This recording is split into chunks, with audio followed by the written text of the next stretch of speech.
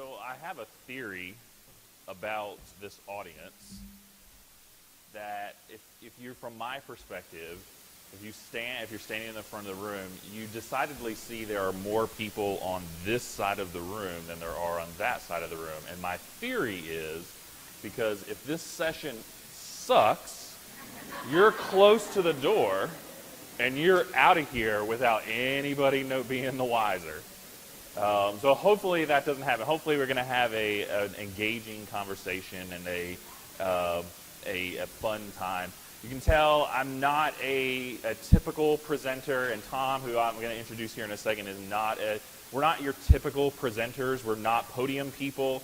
I will wander around, much to the chagrin of the camera that's stationary in the back of the room, which right now if people are watching on videotape, they don't see me because all they see is Tom on his phone, because I move around. I'm not a podium person. So we're going to have some fun today. We'll get things going.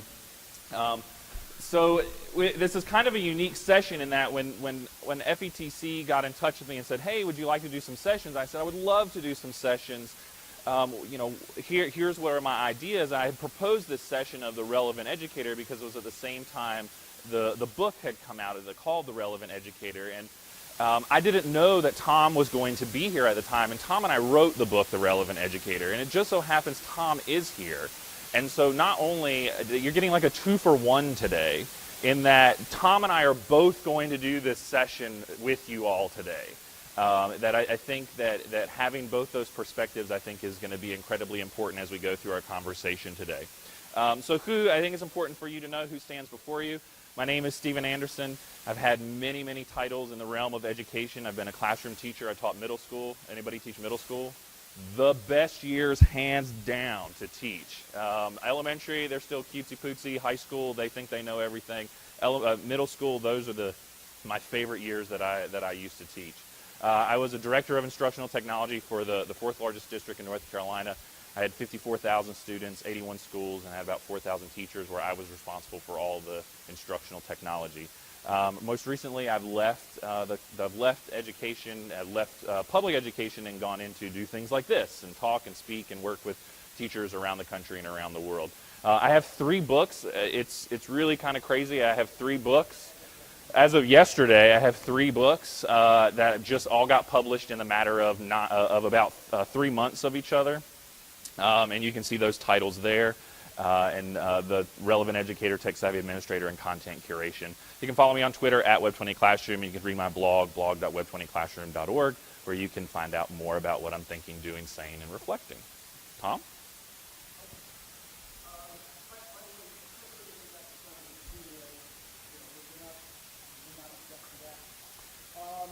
My name is Tom Whitby. I was 34 years as a secondary English teacher in the classroom the entire time. I spent 6 years as an adjunct professor in education, dealing with English teachers. Very first day I went in, I figured after teaching 34 years in English, I could teach anybody how to be an English teacher. And I went in to teach my first class in higher ed, and I came out at the end of that and said, I have no idea what the hell I'm doing here.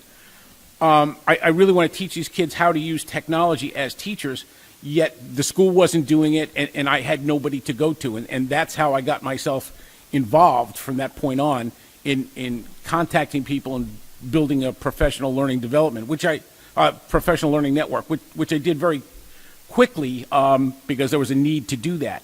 And in doing so, I developed this mindset about how important it is to connect with people. So as a consequence of that, I developed what is known as the Educators PLN, which is a Ning site. There are about 17,000 educators from around the world. Don't talk about it. We're going to talk about it later. Don't talk about it right now. And we'll talk about that later. So from that point on, Steve and I have actually got to travel around the world based on our social media connections, and we continue to do so. And we thought it would be good to write the book to get everybody else to do the very same thing. How many administrators do we have in here? Oh, okay, great. So good. You're all going to buy copies of our book for your staff immediately after this. Our idea is to get as many people connected and relevant as possible, and relevance is very important. I wound up with a degree in 1990 in a master's degree in education technology and not one piece of hardware or software that I got that degree on is in existence today. So when you think about it, our profession is moving, we deal with information, and information is coming in and changing so fast that unless we are connected and keeping up with what's going on, we will lose relevance. And that's kind of what we're here to talk about today. So it's, Tom, clearly based on what Tom just said, he might disagree, but you don't have to buy our book in order to be a relevant educator. And this session isn't about our book. The book is a great starting point, and we'll get into some of the things we're going to talk about. But one thing we want you to do before we get started is to be really uncomfortable, because we think if it's at the edges of your uncomfortableness is where you learn best. And so the way that we want you to be uncomfortable is for you to turn to somebody you don't know and introduce yourself, because you're going to be talking to that person throughout the hour today. So take 60 seconds and introduce yourself to somebody you don't know.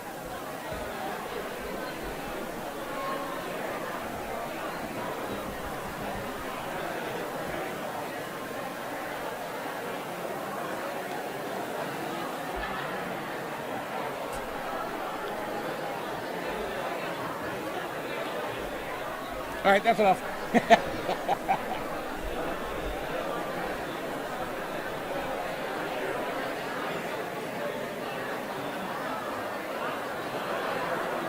All right, so that was pretty easy. And as educators, we're often pretty friendly people.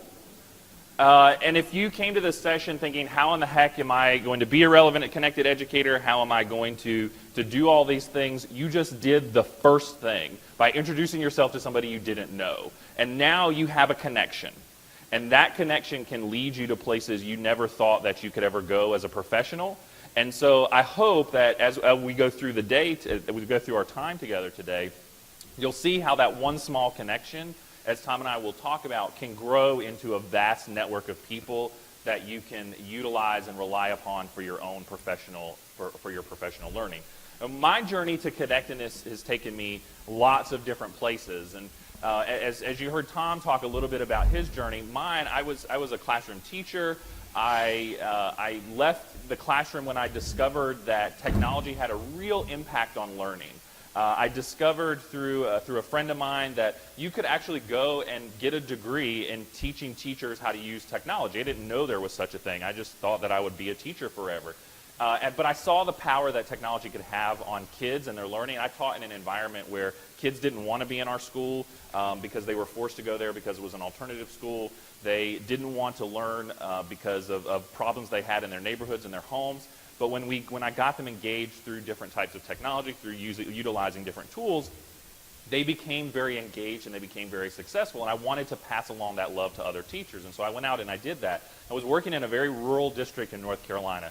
Had 13 schools, but geographically was about 250 square miles. And so the distance from one school to another was very, very vast. And I was the only technology person for the district. So I had to find some kind of tool in order to use to be able to meet the needs of all my teachers. And so I had turned to Twitter thinking that this would be a great way to keep my teachers updated. And it wasn't. It was terrible. It bombed. It failed. It was awful. I quit using Twitter. I said, okay, I'm going to use my blog. And so I started my blog, Web20 Classroom, and that's how it was. Just at the time, I was just sharing. It was just to share stuff with the teachers in my district, and it got a good response from them. They were utilizing some of the tools. It was a really quick way for me to get information out to them that they wouldn't normally find via email. I was reading an article in School Library Journal about Twitter and the impact of Twitter on media people. School librarians, and I said, I'll give it another try, and from that point on, it has completely changed my career, that I've had this impact on my own learning far beyond the classrooms that I've taught in or for the teachers that I've reached. And so it's this journey to plugging in and utilizing it for a specific purpose that led me to where I am today. Yeah, one word of caution here. We're going to be talking about the mindset of being connected and the whole idea of relevance through connections.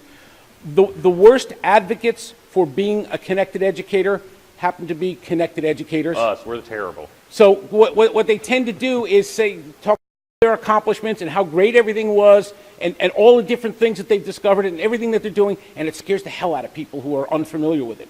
So what we're talking about is 6 years now of being connected educators.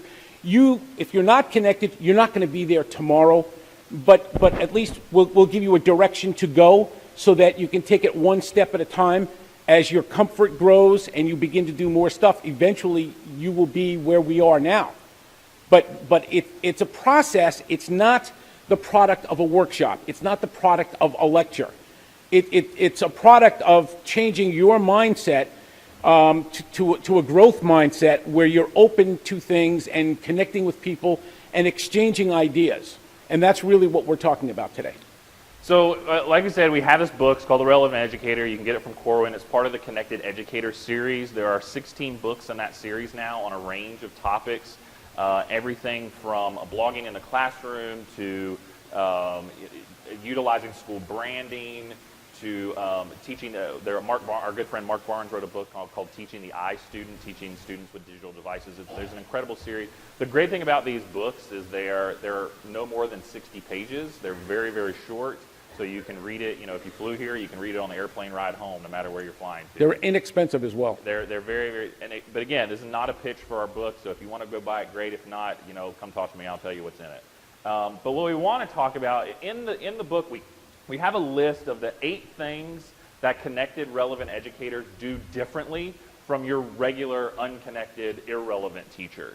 And that's what we want to focus on today. We want to look at those 8 things that those connected educators do differently, and it may seem like that's a long list of things to do. It's not really. And again, like Tom said, it's more of a mindset. It's more of what you do in your thinking and how you utilize various tools professionally in order to be a more relevant, better professional. So the first one we want to look at is practices and models lifelong learning. Now, you would think that this would be something that every educator should embody, and I think most educators do. Most educators will see themselves as a lifelong learner. The problem is they see themselves as a lifelong learner as dictated by their district. Their district says, hey, we're going to roll out this new initiative. This is the type of professional development you have to have, and this is the type of PD we're going to deliver to you.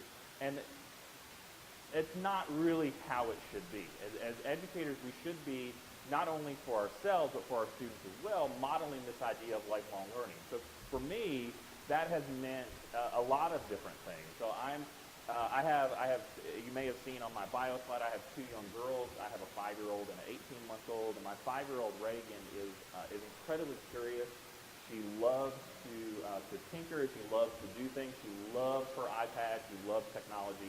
And thanks to our good friend Adam Bello, he was talking about this Kano computer, which if you went to the text line yesterday, he talked about. I jumped in on the Kickstarter at the same time and bought a Kano. It's this little computer. You build it, the Raspberry Pi, but in order to use it, you have to program it. And the programming interface is so simple that anybody, even a 5-year-old, can do it. And so I wanted to bring it with me to show people. I can't because my daughter will not let me take it out of the house, because she loves it so much. She begs and begs and begs, can I come home and can I play on the Kano? She calls it playing, but what she's really doing is reading and learning how to code. She's 5 years old. I mean, it's incredible. For me, my lifelong learning has been, I'm learning how to code myself. Why? I have no idea. I don't know what I'm going to do with it. I don't know what's going to come of it, but code.org has some really great resources for learning how to code. And I just said, during Hour of Code this week, as I was telling other educators, you really should be doing this with your kids, then I needed to do that as well. And so I went in and I followed Elsa as she went along and learned how to program using Scratch. I did that too, and it really got me curious and interested in it. And it's really piquing my interest as to how can I use this later on in life. The point of all this is that learning isn't stale and stagnant. As connected, relevant educators, the only way we can improve our practice is by being a lifelong educator, or by being a lifelong learner, coming to FETC, coming to sessions and learning like this, going out and reading and stretching your thinking and connecting with other folks in order to improve your learning. If professional development from the 19th and 20th century really worked, we wouldn't be having all of these discussions about education reform today. That's a good point. Unfortunately, probably everybody in this room is a product, if not a victim, of 20th century education. So you will continue doing that as a teacher because that's the way you learn. The problem is we don't have 20th century students anymore. Their thinking has changed. The way they think and the way they approach things today is completely different. If a kid has a problem that they can't solve, they go to YouTube. That's the second most popular search engine in the world is YouTube, because everybody is going there to get. I was trying to make mozzarella cheese on my own. So what did I do? I went to YouTube to find 5 or 6 different videos how to make mozzarella cheese. People ask me how I learned to tie bow ties. YouTube. So this is a different way that kids are learning through that and through many other things. The other important part about being connected is you get to direct your own learning. Nobody has to tell you what it is you need to know as a teacher to be better at what you're doing. You have an idea of what it is you need to know for the most part. The best part about this is that it also exposes you to things that you don't know about. Because by being a connected educator, there are many things, you don't know what it is you don't know. Until somebody says, hey, this is what I'm doing, and you see something in a completely different light, or you're exposed to something that you've never seen before, that immediately advances you as a teacher, because you are directing your own learning. And that's a model that was never established in the 19th or 20th century, which most schools still use to develop professional development today. It's crazy. So turn to that person who you introduced yourself to. Remember, your new friend. This is your first part of your new personal learning network. And talk about how you embody lifelong learning and the challenges you face with lifelong learning. I know it's quick. Take 90 seconds, and we'll group back up.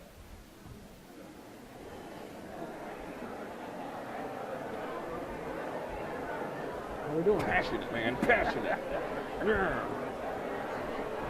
I love sessions like this.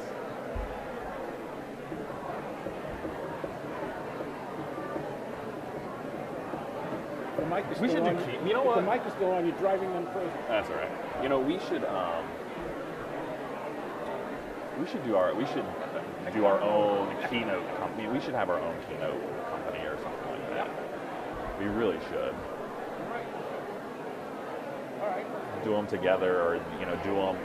We should, and get other like Adam and other people. Yeah.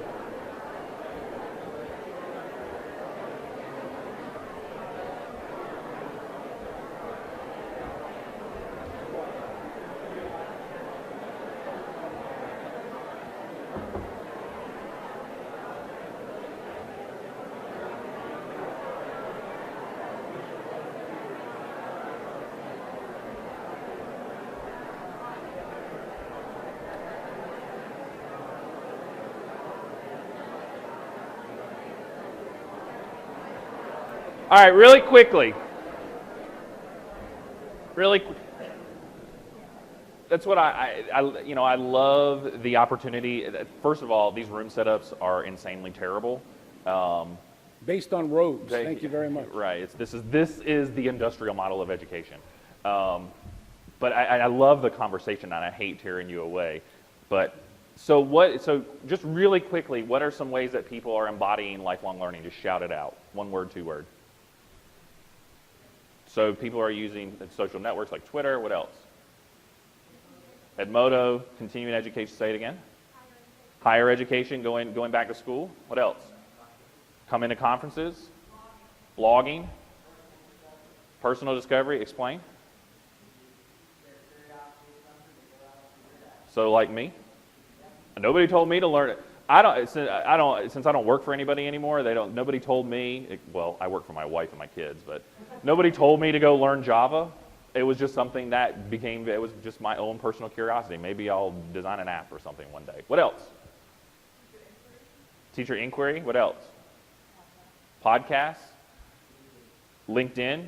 Challenges to lifelong learning. Time. T is a dirty word. That T word is a dirty word. What else? Money. Right resource. Did you say laundry? Stupid clothes. So So somebody said money. So of all of the ones that we talked about, 80% of them, 90% of them, guess how much they cost? Nothing. Time. Time is a factor. And I like to tell people that sometimes it makes people upset, but you make time in your life for the things that matter most. And those who are relevant, connected educators make time to stay a relevant, connected educator, and then they reap the rewards afterwards. So this is not just about being connected, it's about staying relevant, because how are you going to know what it is pedagogically you need to do in your classroom in order to better teach students? Or how is it that you're going to know how to actually, I'm a big skeptic about all of this stuff when it comes, when all these things. I'm a big skeptic of gaming, I'm a big skeptic of making, I'm a big skeptic of flip, because I think they look great, they're shiny, they're great, but I think there's other implications that we have to look at after the fact. And so it's looking at it through that skeptical lens, but it's how would you know of those things or the right way to do those things if you weren't connected, if you weren't plugged in? So it's about maintaining that relevancy. And so as we go through, we'll give you some places where you can go to think about this. So one place that people are going, as Tom mentioned, was the Educators PLN. So this is a social network that Tom created that has, 40,000 people. That's a lot of people. A ton of people that are sharing constantly about all different types of things. Now I show you this and not Twitter, because Twitter is if anybody's ever heard me speak about Twitter, Twitter is a wonderful resource. I've spoken at this conference about Twitter. There are sessions later today about how wonderful Twitter is. Look, if you don't know that Twitter is awesome yet, you're not ever going to know that it's awesome yet, because it's in your face constantly all the time. The hashtag is on the frickin' symbol for gosh sakes. If you're not there, you're not going to be there, so I'm not going to tell the benefits of it. There isn't a TV show today that doesn't have a hashtag that they show you while you're watching TV. So if you're not there, there are other places that you can go. And so Twitter, because of time, may not be a place. So these asynchronous social networks can be a great place to go to learn about those. The Classroom 2.0, there's another great social network from Steve Hargadon, who's kind of the godfather of educational social networks. Classroom 2.0 is a very vast network, but all of these have links to other social networks too. So if you're an English teacher like Tom, there's the English Companion. If you're a social studies teacher, there's social studies. There's all these different places you can go. If you're a fan of Edmodo has professional communities that you can go and you can learn in. The key is to seek them out where teachers are, and we have resources, and there are resources here. These are just starting points.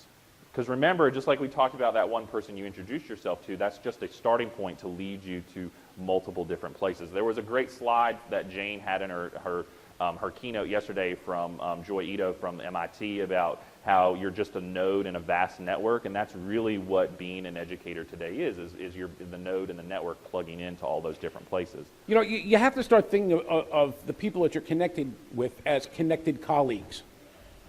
As educators, we're very sharing. And I feel we have a moral obligation as educators to share. What would you think of a doctor who discovered a cure for cancer and never shared that with anybody? Doesn't make sense. And educators are sharing people. That's our job. That's what we do. We get information, we share it with kids. We should also be sharing it with each other. And if you start thinking of the people that you're connected with as connected colleagues, people that will help you along, and you can share back and help them along, everybody wins. And you're developing what we refer to as a professional or a personal learning network at that point. And the backbone for that would be Twitter, because that's the easiest way to convey information from one person to another without all the educational jargon and opinions that go along with it.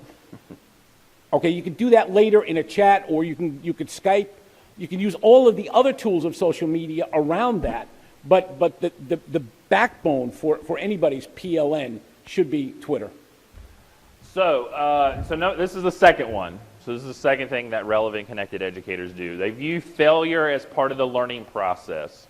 As growing up, if you had a school experience like me, getting a paper back with an F on it was about the worst feeling that you could have as a student. And you better not take that home to your mama, because if she saw that F on the top of your paper, you were dead meat. That's how my mama was. that we've been instilled in our minds to view that failure is a bad thing. That once you have that failure, that there's no coming back from it. And really that we know that's not the case. We know that failure is just part of the learning process. There's some great stat that people quote all the time about Thomas Edison, about how he failed, X number of times before he created the light bulb, the incandescent light bulb. I mean, it sounds cliche, but it's true. But yet in school, we don't accept failure as part of our learning process for some reason. Now, as educators, none of us have ever taught a perfect lesson. There's always been something that has gone wrong, or something we could do better. And viewing that failure as part of our process in order to be better is a huge part of what I'm an advocate for. And that relevant, connected educators reflect on their practice almost daily with other connected, relevant educators, because you can't learn and teach in isolation. It's very, very difficult in order to do that. And the only way you're going to be better is if you reflect on your practice and you say, man, this was really great, but here's something I want to try next time in order to make it better. And if you do that in isolation, that's very difficult to bounce an idea off a wall and have the wall tell you, hey, that's a great idea. If you're doing that with other educators on a daily basis, your practice inevitably is going to improve. One of the things that we have to emphasize here is that when you're creating your professional learning network, you're picking and choosing the people that you want to follow. And as far as connected education goes, the people that are having the discussions through connected educators are the authors and the thought leaders in education. They're all connected through social networks. So they're driving the discussion on education, and you have the opportunity to hook up to them on a one-to-one basis. Any one of us, you could tweet to any time, and we're going to come up with whatever it is you're asking us questions to. So that is something that we as teachers have never, ever had before. We've always had collaboration. From when education started, collaborative learning was there. But it had to be face-to-face at the same time. If you weren't in the room with somebody, you couldn't collaborate with them.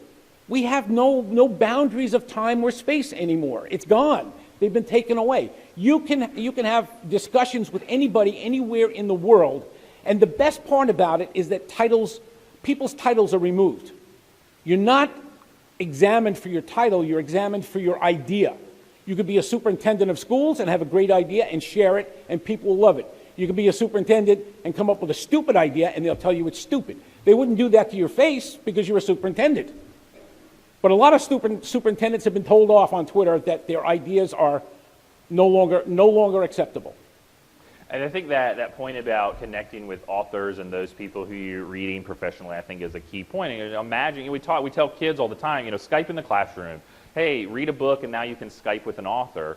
As a kid, that's pretty cool. My daughter's classroom just got to do that with some books they were reading, and it had tremendous impact on her. Now imagine that after your own professional reading. You're reading a book on maker movement. You try something in your classroom, it fails, and now you can reach out to the author and say, here's what I did. Can I email you? Can I talk to you?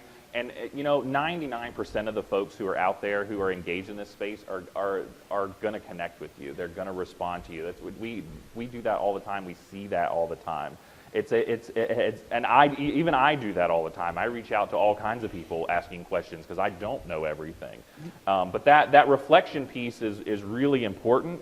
That being able to publicly, I think, reflect is a key part of that being relevant. And there's the way that Tom and I both do that is through our blogs.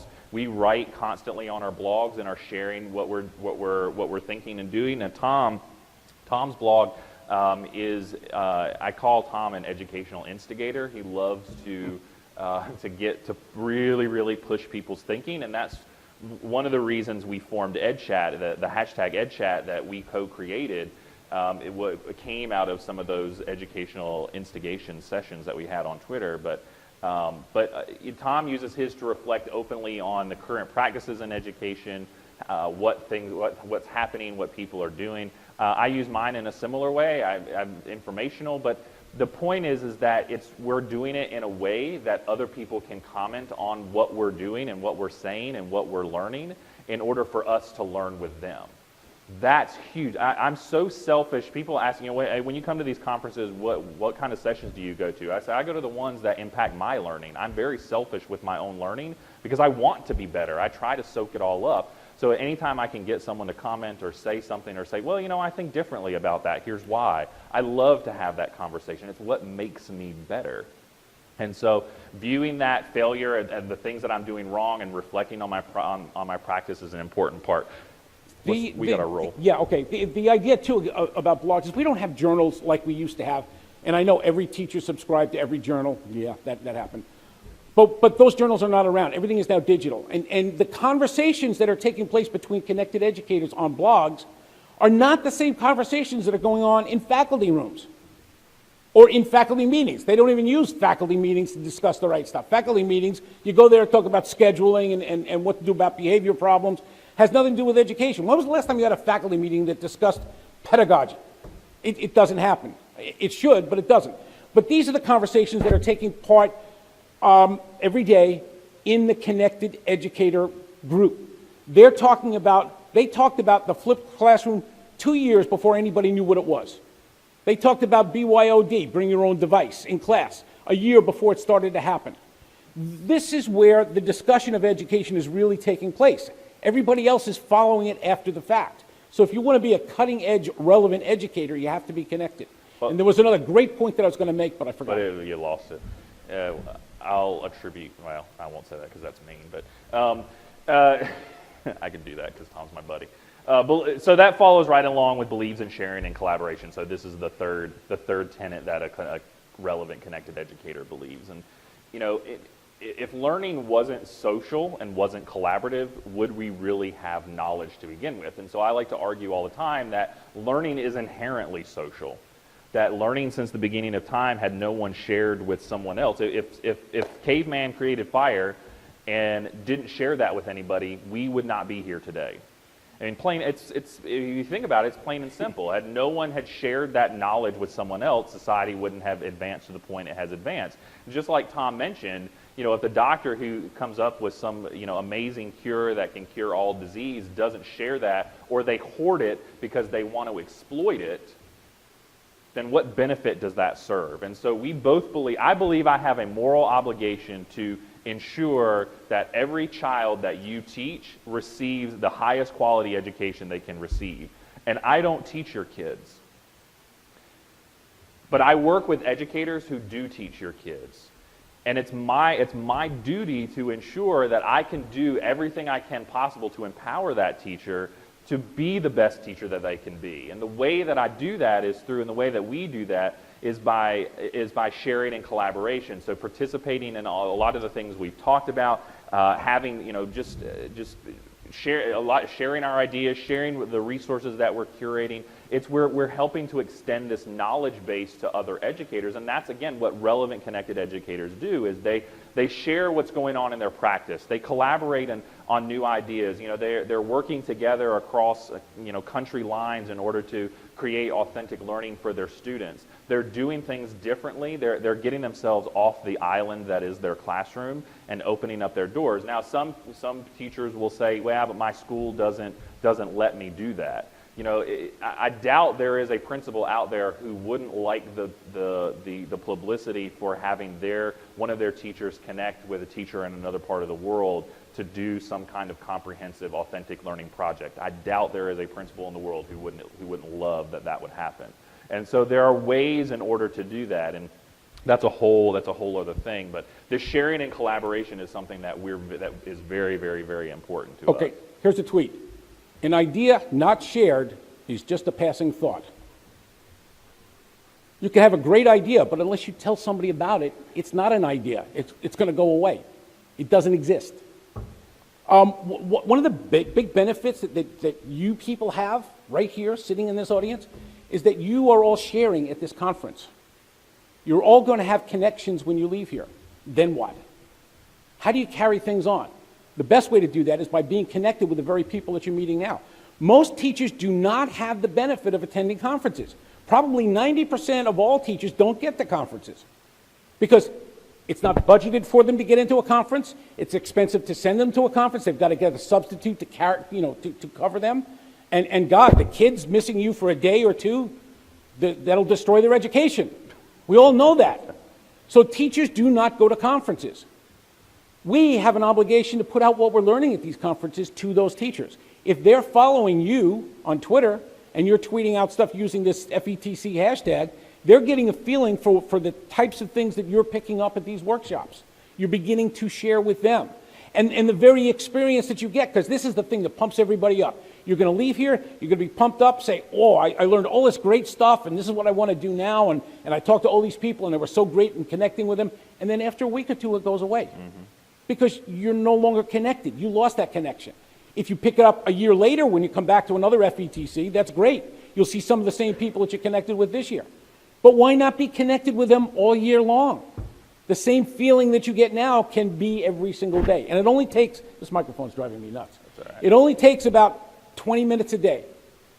That's really not a lot of time. To change your life, that's not a lot of time. If you can't tell, Tom's from Long Island. Adam gets it. Adam also from Long Island. Adam gets it. So when I was director, I was responsible for professional development, our district's professional development budget, and I was lucky. I could send teachers to conferences, but teachers in my district had to apply. They had to come to me and they had to say, here's the conference that I want to go to. Here's how it's going to benefit me. But more importantly, what I weighed against any other decision was how they were going to come back and share that information with someone else. In North Carolina, one of the things that teachers are evaluated on is how they share their learning with other teachers in their school, in the district, and beyond. And so it made sense that they had to come back and share. But many districts don't have provisions where they say, oh yeah, we'll send you to a conference, and then that money that it was attached to that one person stays with that one person. And that the point is that all of you could think about all the teachers you could impact if you went back and you did, let's say you did a Google Hangout on air for the teachers in your school one night while everybody goes home, they have their adult beverage, they're sitting at home for 45 minutes, and you do a Hangout on air and you talk about all the different things you learned and all the different resources, and you shared it in a Google Doc. That learning then has extended far beyond yourself, and that's huge. Digo is another way, so social bookmarking, so just to expose you to a couple different tools.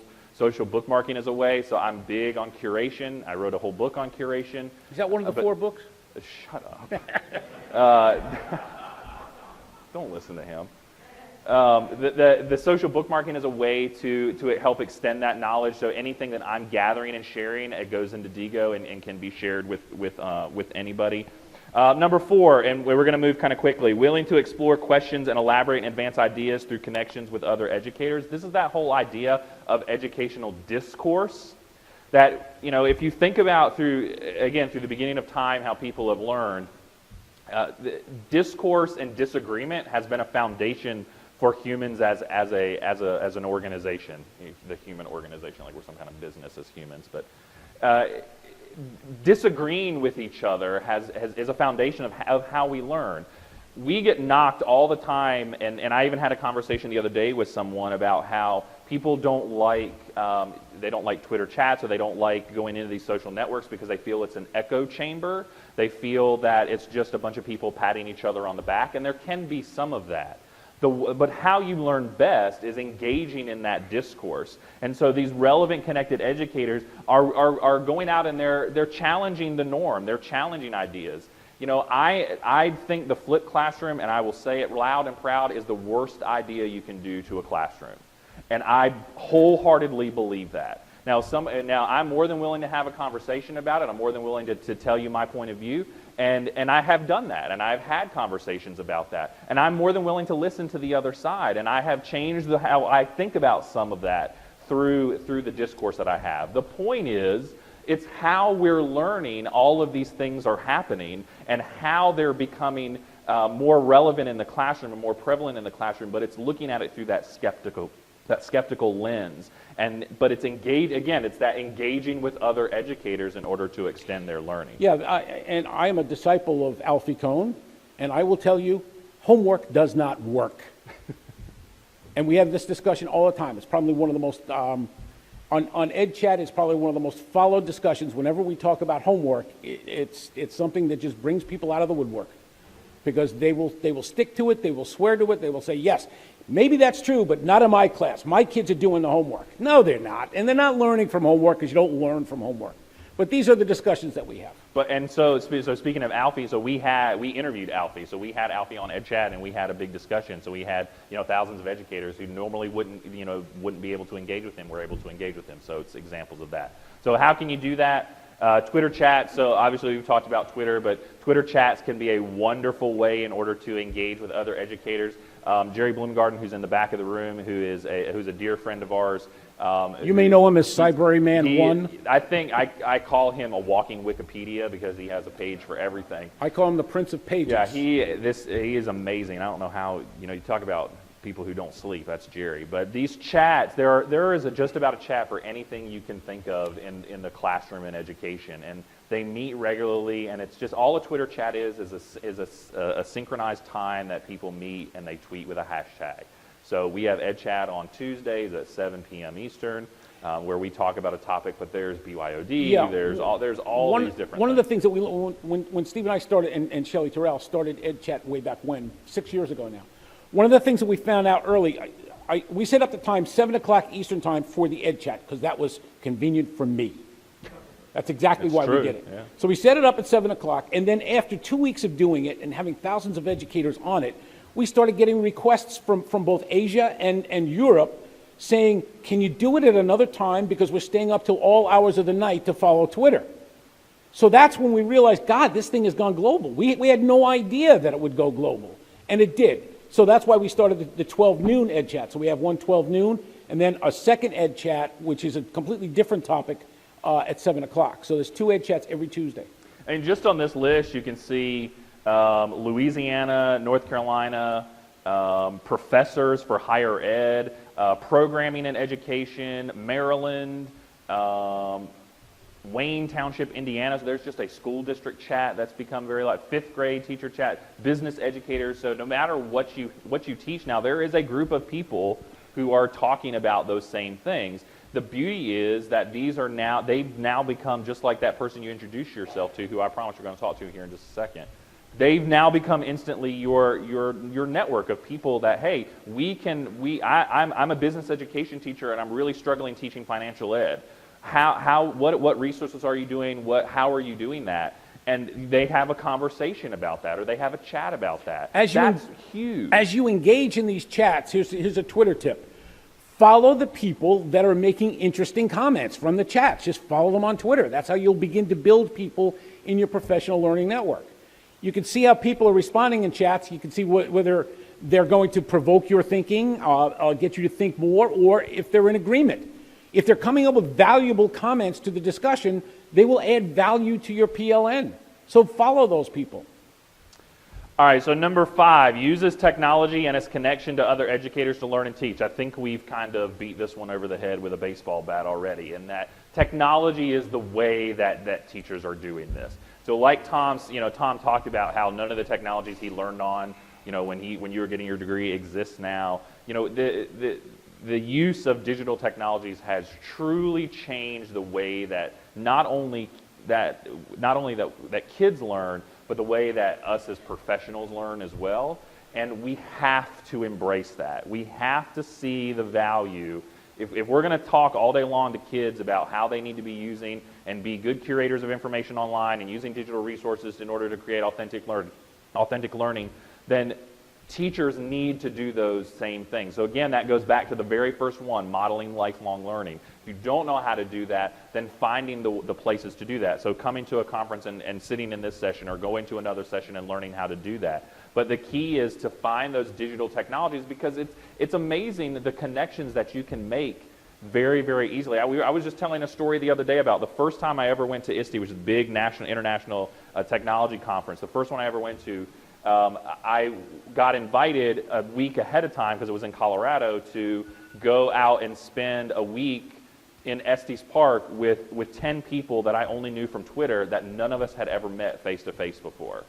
And so as my wife was dropping me off at the airport, she said, well, I guess this is the last time I'll ever see you. I guess I'll be coming to Colorado to pick up your dead body after you're murdered by these people. And these are people who I only really had connections through Twitter.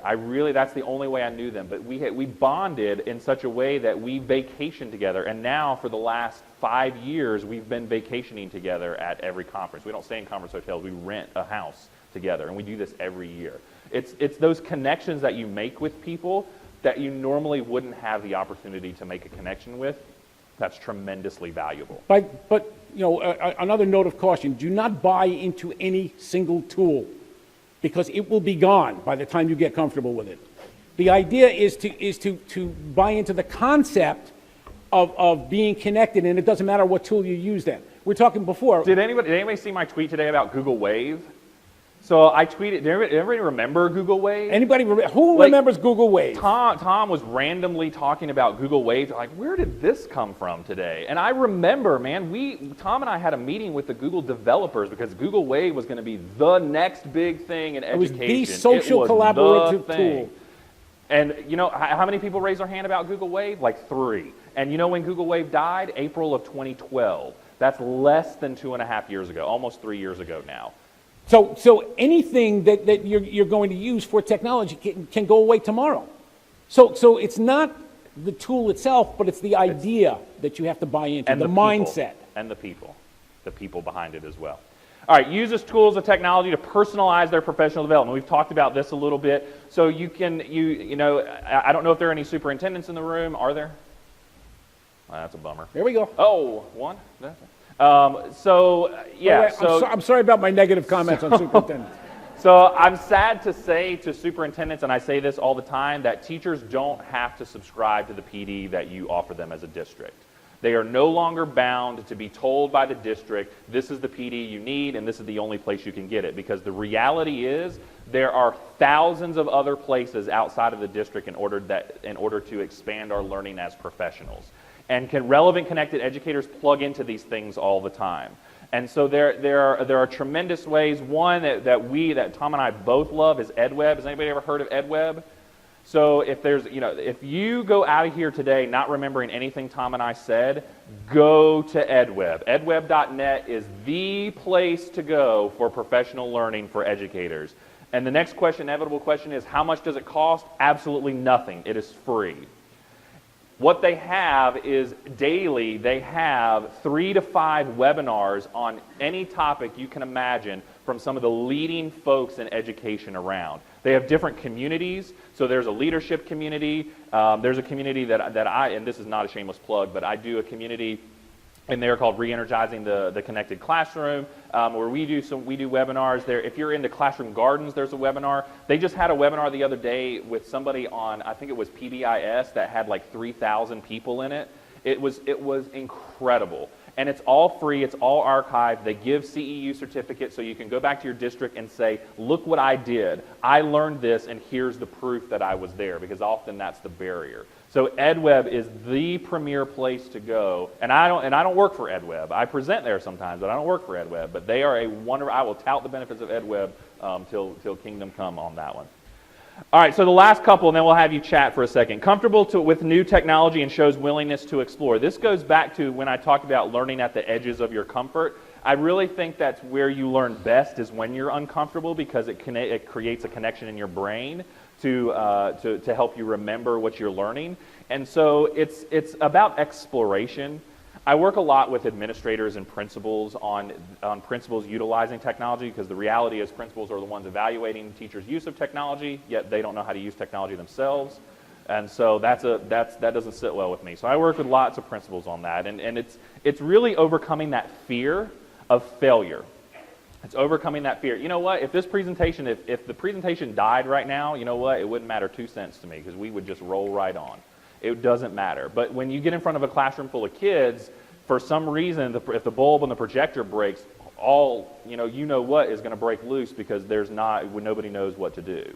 And so you have to get over that fear of utilizing technology, but it's that willingness to explore new technologies that's going down to the exhibition area and looking at all those things through a critical lens of saying, you know what, this could be something I would try in my classroom, and then reflecting on that experience and sharing that experience with others. You see how these things are all starting to connect. So what I want you to do is really quickly, because we're running fast out of time, is turn to the person who you introduced yourself, who you had a conversation with, and talked about something you failed at with technology and how you overcame that failure. This should be easy.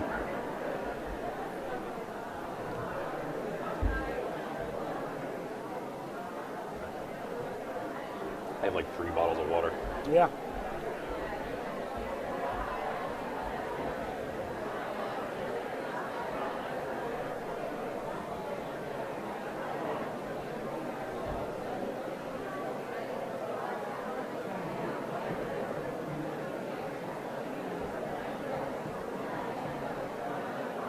What was that? An idea? What did you say? An idea? An idea not shared, just a passing Just a passing thought. I tweet that That all would the be a time. You just tattoo. hearing that? Need to get a tattoo.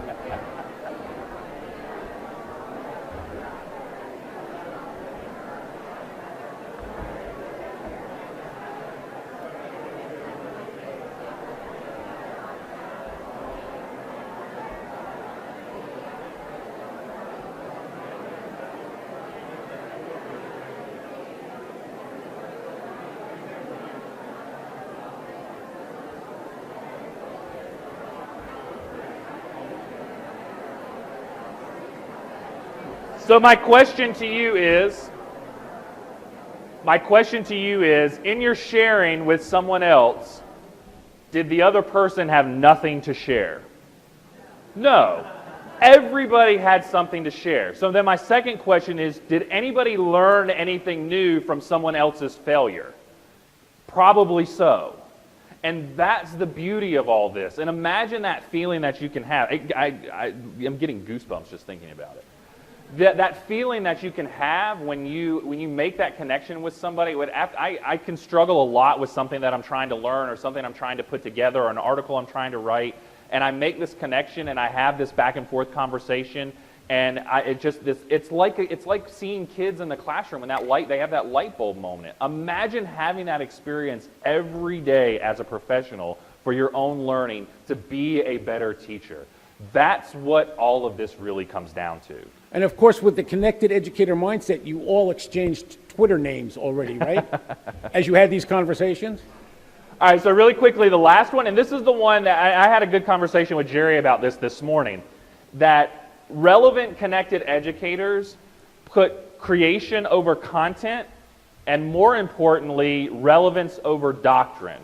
So Jerry and I were talking this morning about talking about how depending on your situation, it may be very difficult to do a lot of these things because of the prescribed box that you have to teach in for whatever reason. State mandated testing usually is the one that gets quoted very often. Pressure from administrators, pressure from the community. And again, I would put forth to you that you would be hard pressed to find administrators or community folks who wouldn't buy into the fact that kids are learning authentically because their teacher was using authentic methods they learned from other teachers. It's this idea that you have to kind of, and I know it's easy to say because I'm not in the classroom, and I get faulted for that all the time. You're not in the classroom. You don't know the experience. My wife is a teacher. She teaches 6th grade math. I know what some of the things she struggles with. I don't know what the day-to-day struggle is. I come by that very honestly. I think a lot of it, though, is the mindset. It's thinking differently about, you know what? State testing will always be there. The fact that I have to do grades is always there. The fact that I have this to do, those things are always going to be there. How can I be different in that box? Well, guess what? There are other people who are in the same box who are doing incredible things with kids and with learning that you can learn from on a daily basis. One thing that I keep in mind all the time is that we're teaching kids not for this world. We're teaching them for their world. So your comfort zones are of no concern to me. Their education is what should be promoting what we do.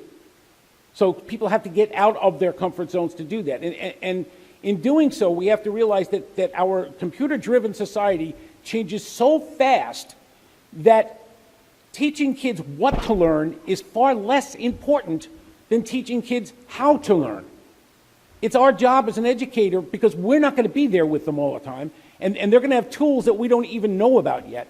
So we have to teach them critical thinking skills. We have to teach them how to communicate, how to collaborate, how to create, all of this using the tools of technology that they will be required to use in their lifetime. You may not be required to use it, but they don't have a choice. So with them not having a choice, educators don't have a choice. If you're not doing it, you're not relevant. Two things we need. We need digital literacy, and we need relevance. And too many of our educators are digital illiterates who are irrelevant. Why be a teacher? I'm sorry, I get a little carried away with it. It's provocative. We've had some interesting comments from folks about, so does that mean if I don't use Twitter, I'm not relevant? The answer to that is no. You can still maintain relevancy if you don't use a specific tool. I don't use Pinterest, but that doesn't make me irrelevant. I use other means to curate resources. The whole point of all this is that it's not as difficult as people think in order to extend the boundaries of your professional learning far beyond what your district prescribes, far beyond what your school leadership prescribes, in order to continue to see what's on the horizon for education and to see what's on the horizon for kids. That it's real. We live and teach in incredible times, and the world is far outpacing what we do in education, and we have got to change that. And the way that we do that is through this relevancy and connectedness. You can do it, small steps. You should be reading blogs as an educator. If you need a source for blogs, there's a site called Teach 100. You can look it up, Teach 100. They've got probably close to 1,000 education blogs listed, and they reorganize. They've got an algorithm that puts the most popular one first, second, third, fourth, all the way down. They call it the top 100 because if you stay with these top 100 blogs, you're going to be in touch with what's going on in the world of education. So that's one source that you could use. Being on any blog, you get to interact with the blogger, so that will make your thinking change. If you're not blogging yourself, consider doing that. Okay, once again, that's a couple steps down the road. So if you just start reading blogs and get yourself on Twitter to begin with, you're going to find reasons to branch out and start to connect with more and more people. You're going to start with 20 minutes a day, but that's not going to be enough for you. You're going to start to spend more and more time learning. That's when learning becomes fun again because you've got a reason to do it. And then you'll start to ignore your family and your kids, and they'll wonder where you are. You get on the road and go to conferences and do keynote speeches. My wife texted me this morning, "Where are you again?" I can't remember where you are. So this is the book. The book has a lot more stuff in it, and I hope you don't think that it's a sales pitch for the book, because it's not. But it's more or less a conversation about why. But there is some more of those tools. The Teach 100. I don't buy into the ranking, but I do buy into the blogs that are there. There are some very good blogs there. There's some other stuff in there as well. But again, if you just had a question, you can reach out to Tom and I. We're fully available. I'm at Web20 Classroom. He's at Tom Whitby. Those are our blogs. If you were to email me or you were to send me a note on my blog and say, what are the 5 blogs that you're reading right now, I would write you back and tell you. That's the beauty of all of this, is that we're all connected to each other for a common goal of ensuring that kids everywhere have a high quality education, I believe. And then anything that we can do to improve that fact, we should do that. So Tom and I will be here if you have any questions, if you want to ask us any questions, or we'll be around for the next couple days. I've got some information cards if you want. This has got a bunch of sites on it. As a teacher, this is really cool. This is cool. As a teacher, if you go to CVS and you put your picture on, you can create your own thing for people, and you give it out to parents with your own picture on it. And if it's Christmas time, you get 50% off. Thank you, CVS. So if anybody wants one of these, just pick it up. Thank you very much. If you want our information, I've got cards. He's got cards. If you want to come talk to us, feel free. Hope that you found something beneficial. Now, here's what I'm going to challenge you to do. One is to contact the person who you met today outside of the conference after you leave here and make some kind of connection in order to do something in your school or your district. And 2, I would challenge you today and tomorrow to go to a session that you normally wouldn't go to. Don't go for the speaker. Don't go for because that's where all the cool kids are. Go to a session that's going to push your thinking, that's going to make you think different. So for me, I'm going to try to go to a session that that has somebody talking about flipping. I try to go every one because I try to see if there's something different, because it helps me. It might expose me to something I haven't heard yet. So go to something that you may not normally go to. And then the third thing is share that with somebody after today. Thank you. Thanks. Have a great conference.